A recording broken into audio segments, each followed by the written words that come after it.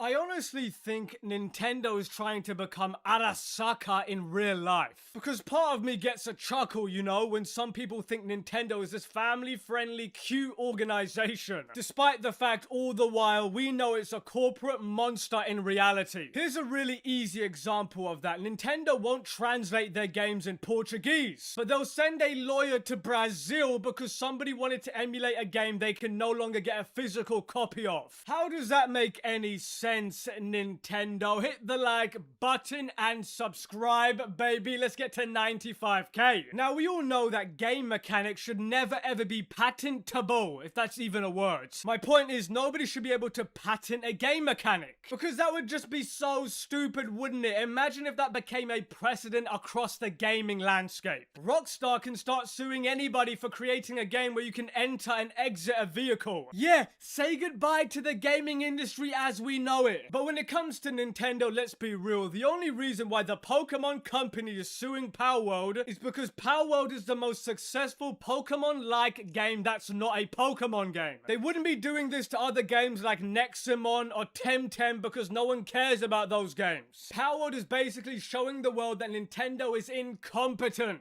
Anyway, let's get to the topic of the video. Nintendo has been battling the Palworld developer Pocketpair over Pokemon-style monster capture and throwing mechanics for a while. It isn't a secret. The results so far aren't what the Japanese platform holder would have hoped for. However, over the past few days, Nintendo has been dealt another blow after trying to obtain a touchscreen specific patent. Now, before we get to that, I just want to say a little known fact about this whole thing. When this entire thing started with Nintendo and Pocketpair, the Nintendo fanboys, and when I say fanboys, I mean 40-year-old plus losers with zero social skills whatsoever, apparently mass emailed Nintendo to try and snitch about Palworld when it was announced. I wish I was kidding. No, that actually happened. Just think about how pathetic and how empty your life has to be for you to spend a moment of your life doing that. God, it's like an insight into these people's brains. If you ever feel dumb, just remember these weirdos sent emails to Nintendo like that. What a bunch of